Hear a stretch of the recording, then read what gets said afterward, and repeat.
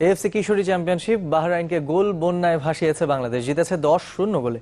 দারুণভাবে টুর্নামেন্ট শুরু করেছে স্বাগতিকরা। দিনের প্রথম ম্যাচে লেবানন 6-3 গোলে আরব আমিরাতকে হারিয়ে দ্বিতীয় জয় পেয়েছে। উড়ন্ত বাংলাদেশ, দুরন্ত কিশোরীরা জয়কে অভ্যাসে পরিণত করেছে বাংলাদেশের মেয়েরা। মারিয়া, মনিকা, তহুরারা যে টুর্নামেন্টেই নামছেন গোল বন্যায় ভাসাচ্ছেন প্রতিপক্ষকে।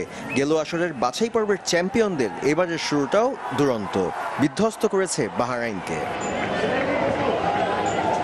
দুই অর্ধে 10 গোল, জয়ের নায়ক একা কেউ নন। ফরওয়ার্ডদের পাশাপাশি গোল করেছেন ডিফেন্ডাররা।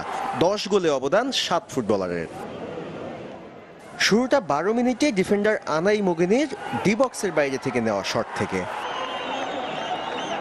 পরের 7 মিনিটে ব্যবধান 3-0 করে টিম বাংলাদেশ। স্কোর শিটে নাম তুলেন আনুচিং, মারিয়া মান্দা। বিরতিতে যাওয়ার আগে আরও 2 গোল।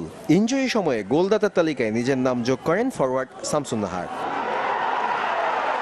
দ্বিতীয়ার্ধেও অপরিবর্তিত লাল সবুজের আক্রমণ। বদলি হিসেবে নেমে সাজেদা ব্যবধানটা আরও বাড়ান। এই দুই অর্ধে স্কোরবোর্ডে নাম তুলেন ফরওয়ার্ড তহুরাও। পেনাল্টি থেকে 1 গোল করেন ডিফেন্ডার শামসুন নাহার। ব্যবধানটা আরও বাড়তে পারত যদি না অফসাইড ও ফাউলে 5 গোল বাতিল না হতো। বুধবার পরের ম্যাচে বাংলাদেশের প্রতিপক্ষ শক্তিশালী লেবানন। সাদমান সাকিব, চ্যানেল 24, ঢাকা।